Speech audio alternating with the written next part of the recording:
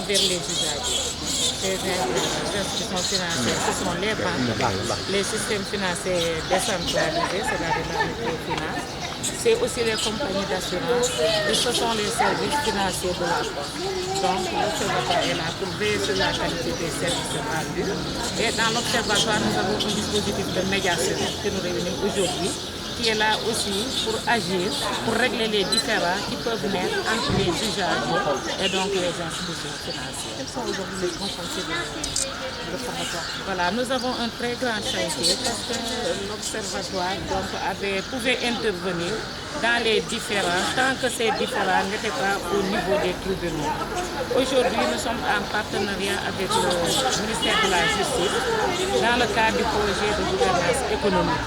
Et un décret donc, a été signé depuis le 24 décembre 2014 qui maintenant permet la médiation et la conciliation sur les dossiers qui sont pendants en justice.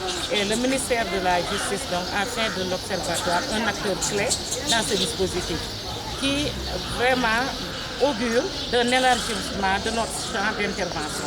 Parce que désormais, le juge peut décider en cours de procédure, si les parties le veulent, de confier le dossier à l'Observatoire de la qualité des services financiers. Si donc ce litige entre dans notre champ de compétences, c'est-à-dire les litiges entre les institutions, les personnes physiques, les petites et moyennes entreprises, donc l'Observatoire peut désormais connaître de ces différences. Les populations gagneront à s'adresser directement à l'Observatoire plutôt qu'à s'adresser à la justice. Quels sont les bénéfices qu'elle devrait pouvoir faire?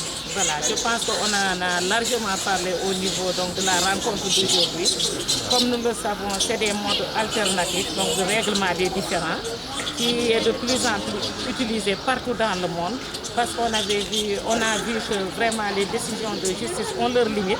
Les juges sont encadrés par la loi, donc ce qui fait qu'ils n'ont pas une large manœuvre.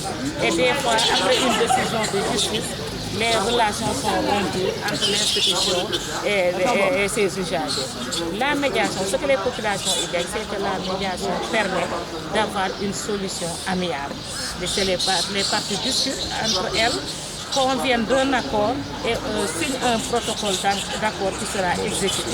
Vous voyez très bien qu'à partir de ce moment-là, les parties ont vraiment le contrôle de leurs différends. Alors que devant le juge, c'est quelqu'un qui tranche selon la loi. Et des fois, personne n'est satisfait parce que la loi impose une chose. La médiation utilise en même temps, il y a la loi, mais il y a l'équité.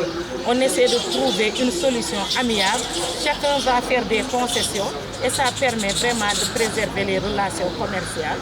Parce que ce qu'on cherche aussi, c'est vraiment de renforcer l'outil économique, de permettre aux gens de garder des relations et donc d'attirer les investisseurs étrangers parce que quand il y a des contentieux aussi, ça dure au niveau du tribunal et ce n'est pas bon pour l'activité économique.